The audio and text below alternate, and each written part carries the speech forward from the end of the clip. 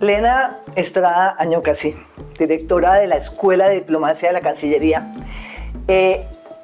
Tenemos tanto que conversar porque ahora que usted regresó de Bakú, Azerbaiyán, la COP de cambio climático, la 29, se abren unos espacios de negociación para América Latina y para los pueblos indígenas. Y esto es muy importante que la gente sepa por qué es tan importante en este momento formar nuevos diplomáticos para que participen de una manera activa y muy profesional en todas estas reuniones multilaterales donde los latinoamericanos tenemos que decir. ¿Cómo le fue a usted en Bakú? Muy bien, Margarita, gracias. Bakú fue también otro reto, porque para mí todos son retos. Nosotros fuimos a Bakú con una expectativa que era poder realizar unas alianzas con todos los gobiernos de la región de América Latina y el Caribe, tanto la parte continental como la parte insular, para que pudiéramos por primera vez, como Colombia, participar de un comité que hace parte de la plataforma de cambio climático, que se llama el Comité de Comunidades Locales y Pueblos Indígenas. Es una plataforma que pone al mismo nivel a las autoridades y líderes indígenas y a los gobiernos.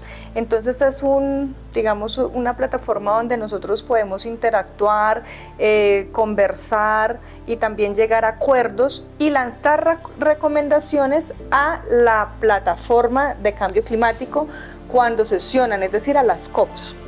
Entonces, no habíamos participado como Colombia muy activamente, se habían participado en unas reuniones virtuales, pero presencialmente no, entonces queríamos llegar a la representación, algo que logramos. Entonces en este momento quedamos como representantes del grupo de Latinoamérica y el Caribe en este comité por el primer año, porque ha sido un tiempo negociado con Brasil y Perú.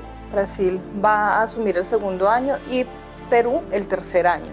Entonces es algo muy positivo porque durante este primer año pues tenemos la posibilidad de avanzar en la implementación de los derechos de los pueblos indígenas.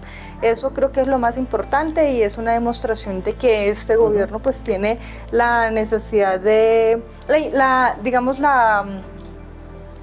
el compromiso para seguir avanzando con la implementación de los derechos que ya tenemos reconocidos a nivel internacional y nacional. Ahora, también viene el hecho de que en la COP16 en Cali se lograra el acuerdo entre Perú y Colombia para finalmente nombrar a un colombiano en la Organización del Tratado de Cooperación Amazónica, la OTCA. ¿Esto además facilita ese diálogo con los otros 8 países de la cuenca? Sí, por supuesto, eso para nosotros es otro avance, que podamos tener secretario de la OTCA, con quien también ya hemos tenido una conversación y ya lo hemos anunciado desde la COP de Bakú, porque en la COP de biodiversidad acá en Cali pues acordamos que nosotros como Academia Diplomática, desde acá de Colombia vamos a abanderar la implementación de una resolución que tiene la OTCA, que es el fortalecimiento de la diplomacia amazónica. ¿Esto qué implica? Ojo, fortalecimiento de la diplomacia amazónica. ¿Eso qué quiere decir? Entender la mentalidad de una gran cantidad de pueblos con sus culturas, su cosmogonía y sus lenguas, participando en conferencias internacionales de Naciones Unidas y de otras entidades multilaterales para hacer conocer también sus prioridades. En esto hay que agradecerle mucho a Martín von Hildebrand, que es el nuevo director de la OTCA y que, siendo colombiano, pues será un aliado estratégico para poder adelantar esto con la Escuela de Diplomacia. Sí, exactamente. Nosotros lo que vamos a hacer es ponernos en contacto con todas las academias diplomáticas de todos los gobiernos amazónicos para crear conjuntamente un curso, en primer lugar, para que los gobiernos y los cuerpos diplomáticos puedan conocer las estructuras de los pueblos indígenas, porque hay, como lo hablamos en el capítulo anterior, hay un desconocimiento de las estructuras indígenas, que son estructuras políticas y que son realmente sostenibles en el tiempo, porque ustedes saben que hemos pasado históricamente muchos gobiernos, incluso antes que no existían ni los estados, pues ya esas estructuras existían y siguen existiendo. Entonces realmente son estructuras que, a pesar de que han ido cambiando, pues han respondido a las necesidades de las personas dentro de los territorios.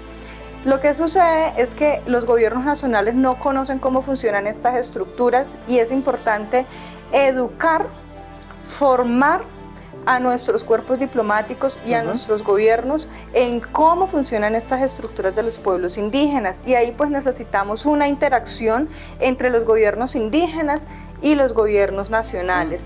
Ese es el reto, y eso es lo que mandata la resolución de la OTCA, que nosotros vamos a implementar desde la Academia Diplomática de Colombia. Pero entonces uno pregunta, ¿cómo van a hacer llegar el llamado a la escuela en esas organizaciones, en esas estructuras de pueblos ancestrales en la Amazonía colombiana? O sea, la Escuela de Diplomacia va a hacerle la propaganda, la apertura de este curso entre los jóvenes, hombres y mujeres, con un grado. ¿Ustedes cómo van a llegar allá? Para decirles, vengan, quieren venir a Bogotá a hacer el curso, pasen el examen. Claro, por un lado nosotros tenemos que formar a los diplomáticos, digamos, de acá de los gobiernos, pero por otro lado también necesitamos fortalecer a los gobiernos indígenas en cómo es el funcionamiento de, por ejemplo, del cuerpo diplomático, cómo se llegan a los escenarios internacionales, cómo se participa en los escenarios multilaterales y bilaterales, porque pues evidentemente muchos de nuestros pueblos están traslapados por fronteras que son fronteras que no existen para nuestros pueblos, pero sí para los estados. Entonces debe ser ahí la dinámica y cómo podemos empezar a interactuar entre ambos actores, ¿no? ¿Cómo vamos a hacer nosotros saber a ellos? Pues vamos a trabajar por medio de las organizaciones de base y organizaciones nacionales también, pero creo que vamos a recurrir a las redes que ya existen para que pueda haber un buen número de participantes en estos cursos de formación. Además de variado origen. Claro. Hablando de los arhuacos, Wayuu, en la costa Caribe, sí, que tendrán también la misma, digamos, interés de participar. Seguro, pero hay que tener en cuenta que lo que mandaste a esta resolución no es solamente para Colombia, sino para los 9 países amazónicos. Entonces es un trabajo entre estados, entre los 9 estados, y ya se ha venido dialogando con los directores de las diferentes academias diplomáticas y también con los embajadores que recurren acá en Colombia. ¿Cada país tiene una escuela de diplomacia? Sí. ¿De los 8 países de la OTCA? Sí. Ah, pero qué maravilla poder empezar a coordinar esto y no que sean hechos aislados aquí y allá. Pues nos alegra muchísimo que la OTCA retome ese dinamismo que estábamos todos esperando, para que, además siendo con un colombiano, Martín von Hildebrand, puedas, Lena Estrada, hacer una llavería y poder formar esos diplomáticos para la cuenca amazónica, pero también para las negociaciones internacionales de distinto nivel. Sí, además porque también la intención es que nosotros podamos empezar a hablar de cómo podemos crear un mecanismo regional o fortalecer los mecanismos regionales, porque necesitamos hablar de la Amazonía en este momento, que es tan en la crisis climática que nosotros tenemos y las problemáticas que está teniendo toda la biodiversidad. Y pues ustedes saben que nosotros, como pueblos indígenas de la Amazonía, pues somos la primera barrera cuando tenemos una problemática ambiental. Y también allí tenemos pues a las personas dueños de los territorios que han sabido cuidar toda la biodiversidad. Entonces hay que entrar a hablar con las personas, hay que crear los escenarios de diálogo, pero también los escenarios de formación y los escenarios de participación con garantías en los escenarios donde se toman las decisiones a nivel global. Vale anotar que cuando en una de las conferencias internacionales de Naciones Unidas, el tema es cómo se constituye la delegación de país, que lidera la Cancillería, que es la que preside la misión de país. Va también la gente del ministerio competente, por ejemplo, para la COP16 con el Ministerio de Ambiente. De hecho, la ministra de Ambiente fue la presidenta de la COP. Sí.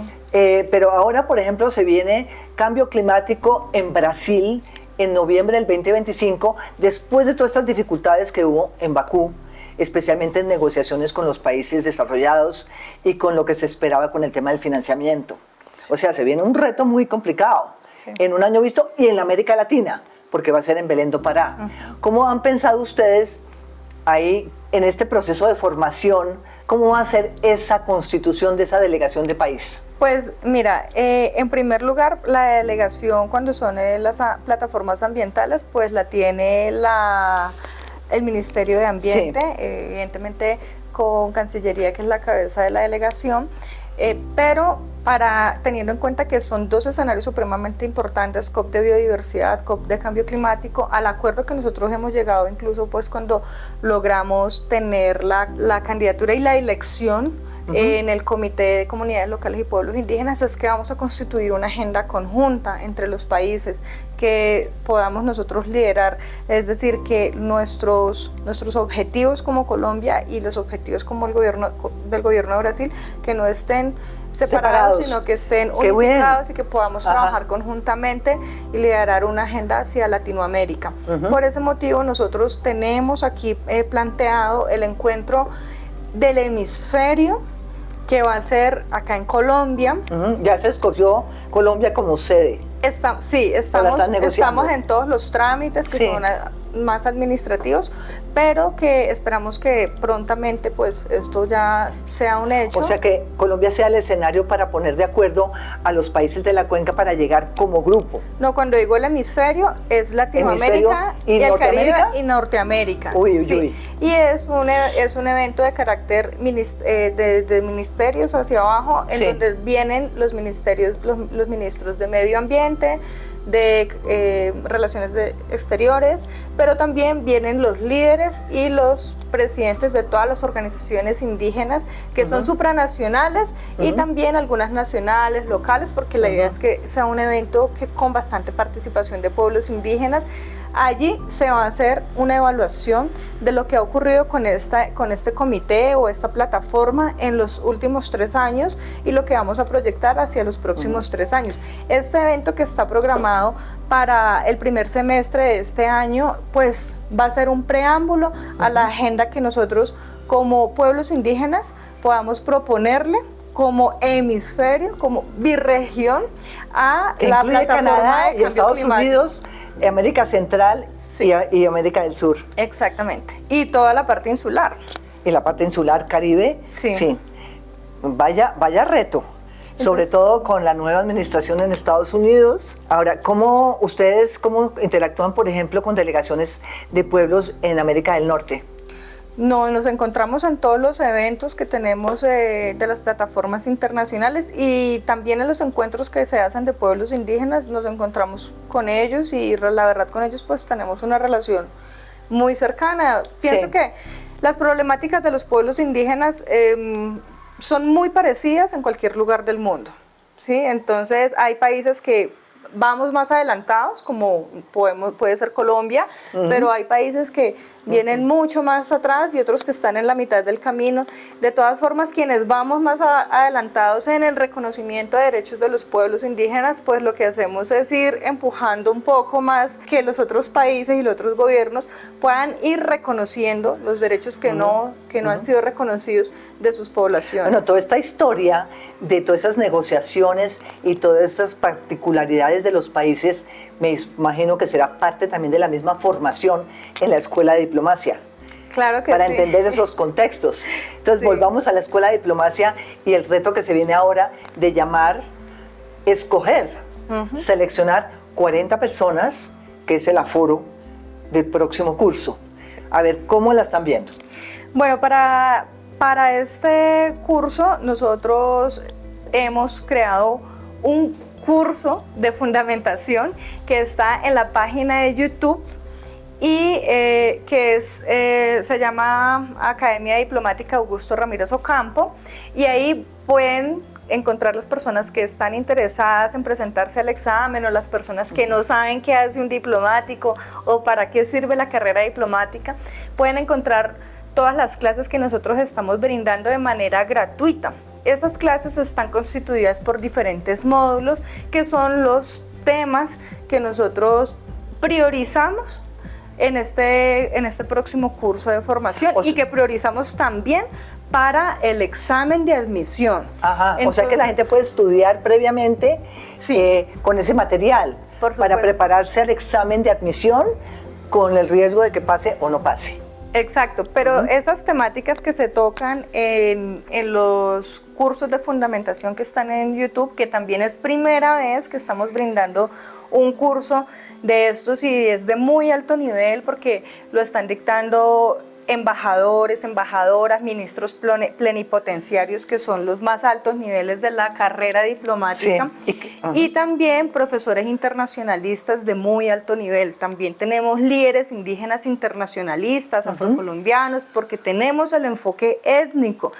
Y tenemos el enfoque de la transición energética, de género, el enfoque ambiental, el enfoque comercial, de seguridad, de paz. Entonces hay muchas temáticas allí resumidas, todas importantísimas para el examen, y evidentemente también vamos a brindar una bibliografía para que la gente pueda darle un vistazo a los autores, a los textos, antes de llegar al examen. O sea, esto es una preparación que le toca a los que estén interesados e interesadas ponerse a estudiar, sí, a repasar toda esta documentación y todas esas referencias para llegar preparados para ese examen, que es ¿cuándo? El examen es el 15 de febrero. O sea, ¿estos son exámenes anuales? Los exámenes se tienen que presentar cada año, pero en el próximo año vamos a tener otra convocatoria, así que más o menos cuando estén entrando nuestros estudiantes en la primera semana de julio, los que sean seleccionados en esta convocatoria, en esos mismos días vamos a estar lanzando la siguiente convocatoria, para que los próximos puedan entrar en el año siguiente, en enero o febrero del 2026. Ya, bueno, esto es un esfuerzo enorme que está haciendo la Cancillería de Colombia, en cabeza del canciller Luis Gilberto Murillo, y la Escuela de Diplomacia, para abrir las puertas a una formación de diplomáticos de carrera que puedan representar a Colombia en las agendas internacionales. Realmente es una gran oportunidad, Lena, y por eso hemos querido que ella nos cuente en detalle, porque pues uno antes, la Escuela de Diplomacia queda allá en el centro, uno no sabe cómo llegar, algo como desconocido, pues ahora es una escuela, estuvo realmente en una casa muy bonita que está al lado del Palacio de San Carlos, muy bien puesta, donde allí se hace esa carrera. Lena, mientras tanto, yo creo que es muy importante entender el contexto y los conflictos internacionales de este momento también, porque la carrera me imagino que tiene toda una parte de geopolítica. Sí. Y en esta geopolítica que estamos viviendo hoy en día, todos estos futuros diplomáticos pues tienen que estar muy conscientes de todos estos avatares y estas incertidumbres que han generado los conflictos mundiales actuales. ¿Ustedes van también a tratar esos temas?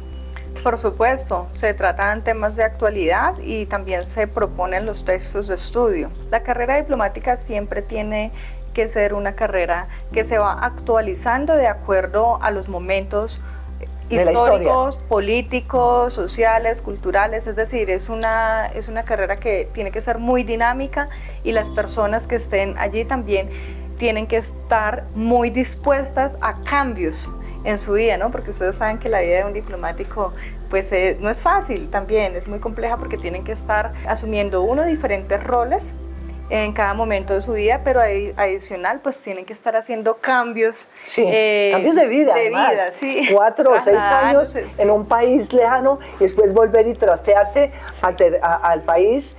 Claro, eso es todo un sistema de adaptación. Sí, entonces adaptación a los cambios es súper básico. Ya, esto es una invitación a que revisen en el YouTube, como dice Elena Estrada, la documentación para estudiar y poder tener el potencial de pasar ese examen. Sí. Repitamos cuántos van a pasar y cuántos se podrían presentar, cuál es el promedio de los que se presentan y los que no pasan. Pues este año estamos esperando que se presenten unas 2.700 personas a la inscripción. Con esto hay que contar que no siempre las personas que se inscriben se presentan al examen. De estas pues esperamos que unas 1.800 o 2.000 personas puedan presentar el examen y de estas que puedan pasar, o sea, tienen que pasar a la segunda fase. Esperamos que pasen unas 1.200 o 1.300 personas de todo el país. Sí, vamos a ver cuántas personas van a pasar, pero finalmente tenemos 40 cupos. 40 o sea, cupos. Es una coladera, es un filtro, pero súper fino. De todo el país, y recuerda que también los colombianos residentes en el extranjero también se pueden presentar en Madrid, en Nueva York, en Esmeraldas, Ecuador y en Miami. O sea que son colombianos residentes en el extranjero que pueden aplicar. Sí. ¿Y el examen lo hacen vía digital o cómo? No, el examen se va a hacer en los consulados.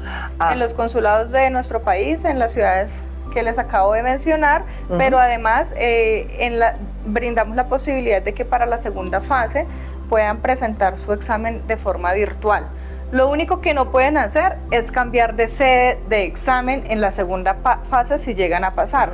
Es decir, una persona no se puede presentar en Miami y decir, es que la segunda fase la hago en Bogotá. No, sino que tiene que conservar... Mantenerse ahí. Sitios. Y para los que están en Colombia, ¿a dónde se presentan el examen? Esos 1.200 o 1.500, sí. ¿Dónde los van a convocar? Es la primera vez que vamos a hacer el examen en las 32 capitales. Vamos a todas las capitales, ahí se va a realizar el examen, pero además... ¿Pero qué, en las gobernaciones o en dónde? En universidades. En universidades. Que, bueno, los listados van a estar disponibles en la página de la Cancillería, en el punto donde dice Academia Diplomática o concurso de la carrera diplomática, está saliendo siempre la información actualizada y ahí les va a decir en dónde es su punto en la ciudad que le toca o donde usted se inscribió. Y para la segunda fase, que usualmente había sido siempre en Bogotá, es decir, la gente que pasaba la segunda fase siempre tenía que venir a Bogotá, y eso implicaba unos costos también para las personas, pues se ha dispuesto que además de Bogotá nos vamos a realizar las pruebas a 5 ciudades más en donde tengamos el mayor número de aspirantes admitidos para la segunda fase. ¡Qué maravilla! A propósito, ¿cuáles son sus aliados estratégicos académicos? ¿Qué universidades trabajan con ustedes en la Escuela de Diplomacia? Pues nosotros trabajamos por ejemplo, ahora con la Universidad del Rosario, la Universidad del Externado, la Universidad Nacional. Tenemos diferentes universidades en formas de convenio. En formas de convenio, pero ahora estamos fortaleciendo nuestras alianzas con las universidades de los territorios, porque nos interesa también que las universidades que están en los territorios pues puedan brindarnos a nosotros escenarios para que nosotros podamos ir allá a los territorios a dictar los cursos. Por ejemplo, sí. Universidad Tecnológica del Magdalena, exacto, para que los estudiantes de allá de la zona Caribe bajen de la Sierra Nevada de Santa Marta a la Universidad Tecnológica. Bueno, debe haber, o sea, muy interesante esa descentralización. Bueno, tenemos mucho que hablar todavía, Elena. Sí, mucho. Gracias, Elena Estrada Ñocase. Les habló Margarita Pacheco. Muchas gracias.